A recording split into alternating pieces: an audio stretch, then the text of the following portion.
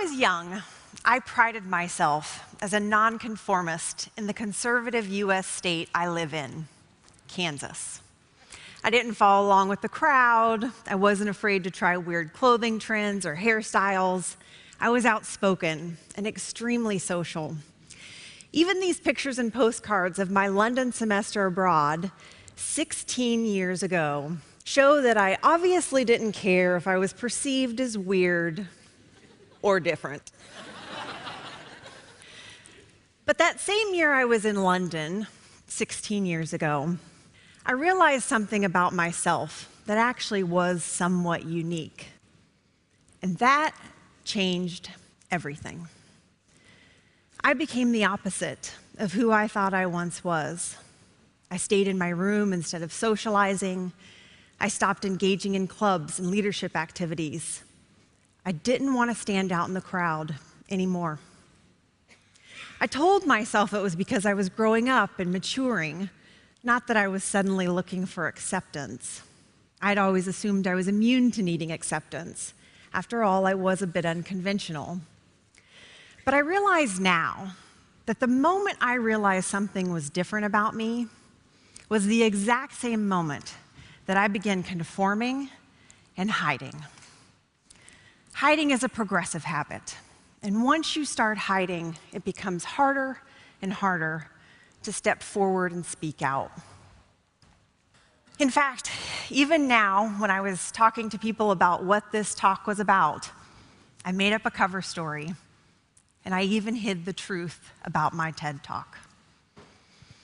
So, it is fitting and scary that I have returned to this city 16 years later, and I have chosen this stage to finally stop hiding. What have I been hiding for 16 years? I am a lesbian.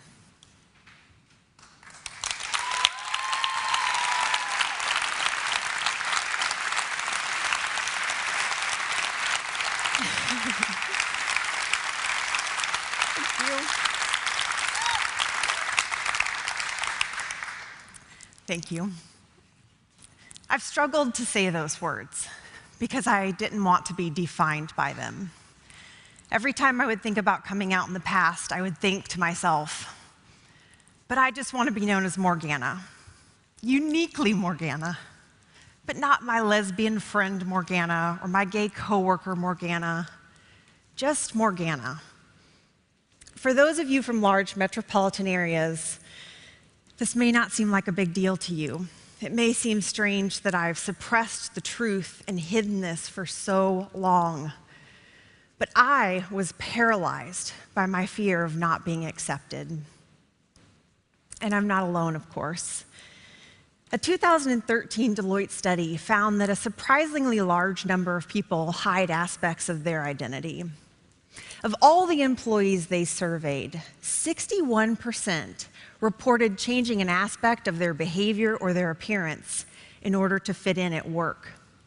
Of all the gay, lesbian, and bisexual employees, 83% admitted to changing some aspects of themselves so they would not appear at work too gay.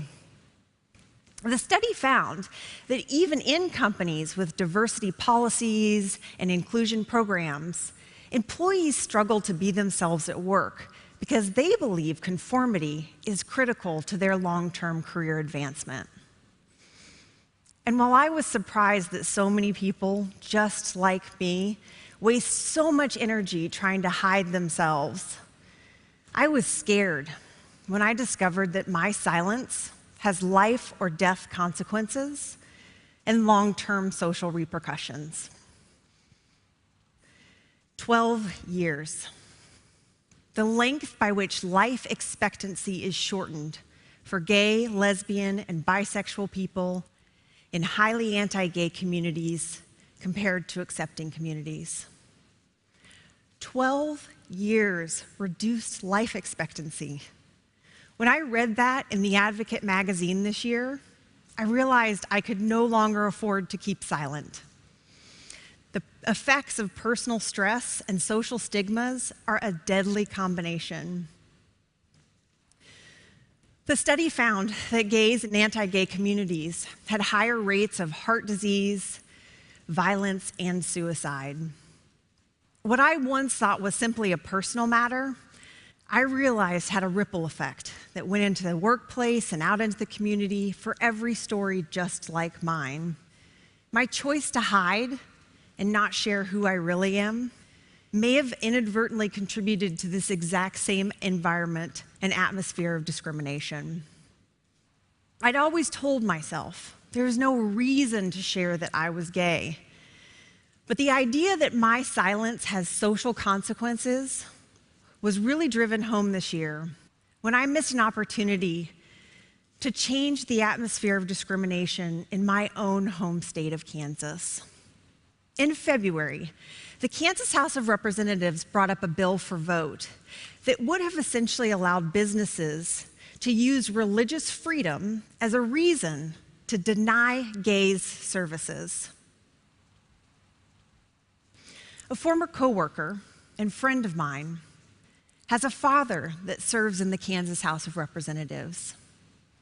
He voted in favor of the bill, in favor of a law that would allow businesses to not serve me. How does my friend feel about lesbian, gay, bisexual, transgender, queer, and questioning people? How does her father feel? I don't know, because I was never honest with them about who I am. And that shakes me to the core. What if I had told her my story years ago? Could she have told her father my experience? Could I have ultimately helped change his vote? I will never know. And that made me realize I had done nothing to try and make a difference. How ironic that I work in human resources, a profession that works to welcome, connect, and encourage the development of employees, a profession that advocates that the diversity of society should be reflected in the workplace. And yet I have done nothing to advocate for diversity. When I came to this company 1 year ago, I thought to myself, this company has anti-discrimination policies that protect gay, lesbian, bisexual, and transgender people. Their commitment to diversity is evident through their global inclusion programs. When I walk through the doors of this company, I will finally come out. But I didn't. Instead of taking advantage of the opportunity, I did nothing.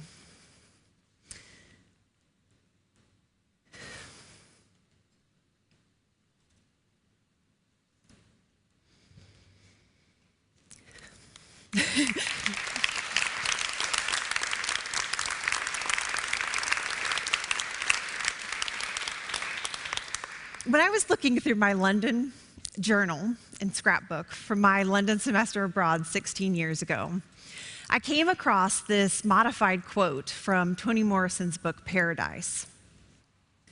There are more scary things inside than outside. And then I wrote a note to myself at the bottom, remember this. I'm sure I was trying to encourage myself to get out and explore London, but the message I missed was the need to start exploring and embracing myself. What I didn't realize until all these years later is that the biggest obstacles I will ever have to overcome are my own fears and insecurities. I believe that by facing my fears inside, I will be able to change reality outside. I made a choice today to reveal a part of myself that I have hidden for too long. I hope that this means I will never hide again. And I hope that by coming out today, I can do something to change the data and also to help others who feel different be more themselves and more fulfilled in both their professional and personal lives. Thank you.